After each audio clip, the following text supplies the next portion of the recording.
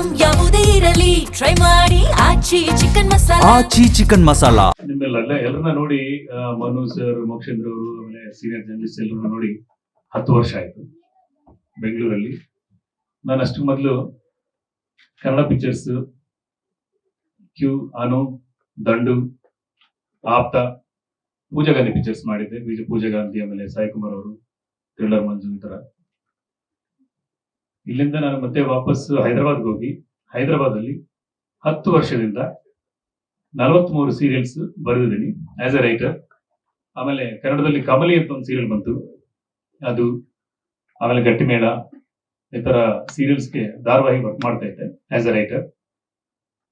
ಆಮೇಲೆ ನಾನು ಸಿನಿಮಾ ಫೀಲ್ಡ್ಗೆ ದೂರ ಆಗ್ತೀನಿ ಅನ್ನೋ ಟೈಮಲ್ಲಿ ಮತ್ತೆ ತೆಲುಗಲ್ಲಿ ಯಾರೋ ಪ್ರೊಡ್ಯೂಸರ್, ನೀವು ಆಲ್ರೆಡಿ ಡೈರೆಕ್ಟ್ರು, ಈ ತರ ರೈಟರ್ ಆಗಿ ಬ್ಯುಸಿ ಆಗಿದ್ದಾರೆ, ಮತ್ತೆ ವಾಪಸ್ ಸಿನಿಮಾ ಮಾಡಿ ಅಂತ ಹೇಳಿದ್ರೆ ಸರಿ, ಯಾಕಂದ್ರೆ ಬರೆಯೋದಕ್ಕೆ ಯಾವಾಗಾದ್ರೂ ಬರೆಯೋದು, ಇನ್ನೊಂದು 10 years ಆದ್ಮೇಲೆ ಕೂಡ ಬರಿಬಹುದು.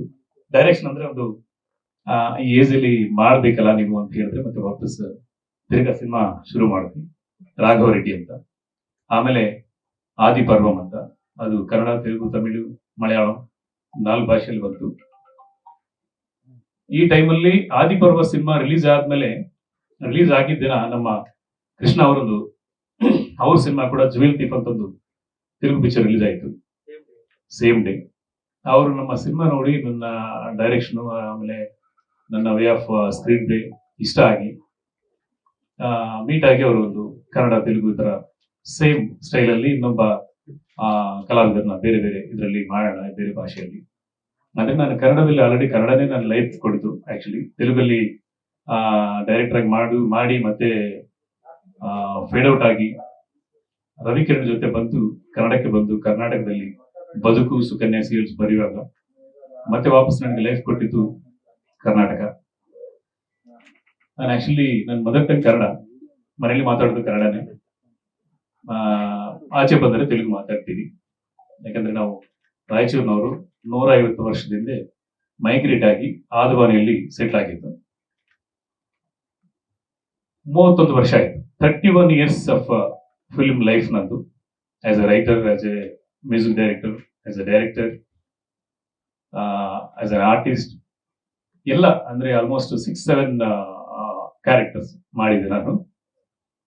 ಸೊ ಮತ್ತೆ ಲೈಫ್ ಕೊಡುವಂತ ಪಿಕ್ಚರ್ ಮಾಡಬೇಕು ಅಂದ್ರೆ ತೆಲುಗಲ್ಲಿ, ಕನ್ನಡದಲ್ಲಿ ಒಳ್ಳೆ ಕಲಾವಿದರು ಇರಬೇಕು, ಒಳ್ಳೆ ಸ್ಟಾರ್ ಕಾಸ್ಟ್ ಇರಬೇಕು ಅಂದ್ರೆ ಫಸ್ಟ್ ಟೈಮ್ ನಾನು ಅಪ್ರೋಚ್ ಆಗಿದ್ದು